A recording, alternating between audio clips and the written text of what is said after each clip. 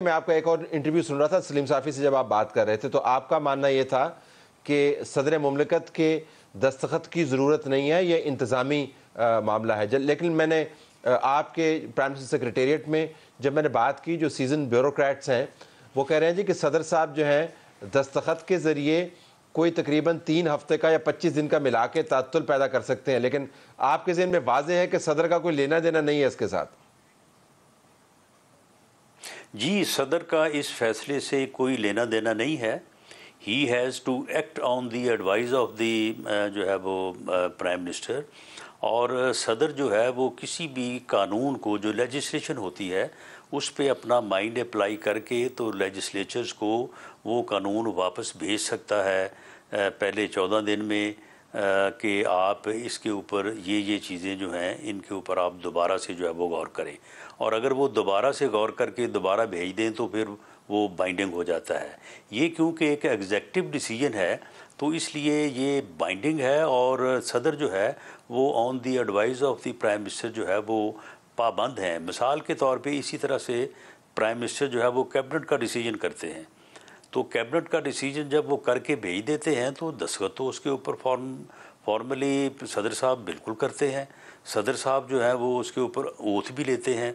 और अगर कोई बच्चों की तरह रोंद करने लगे तो वो कहे कि जी मैं ये दस्तखत अभी नहीं करूँगा, मैं 10 दिन ठहर के करूँगा, मैं 2 दिन ठहर के करूँगा, ओथ जो है मैं सुबह को नहीं लूँगा, मैं कल लूँगा, तो ये चीज़ें जो हैं ये यानी इनकी किसी रूल में या किसी कानून में तो इनकी कोई गुंजाइश नहीं है। लेकिन राणा साहब ये हुआ ना, गवर्नर की तैनाती के ऊपर ये हुआ, प्राइम मिनिस्टर के ओथ पर ये हुआ, गवर्नर की तैनाती पे हुआ, प्राइम मिनिस्टर के ओथ पर ये हुआ, सदर साहब ने ये किया और आपके सामने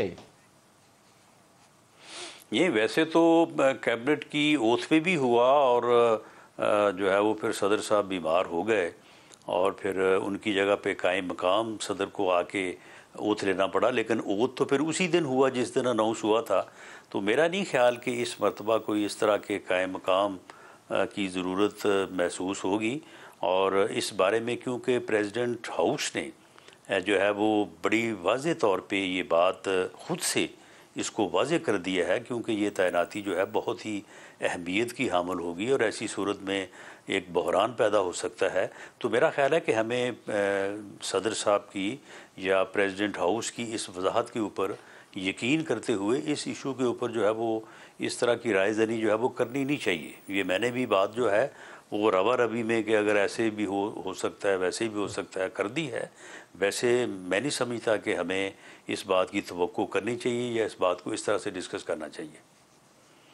देखिए, मैं तो बतौर सहाफ़ी इस वजह से ये मामला उठा रहा हूँ क्योंकि एक रिकॉर्ड है।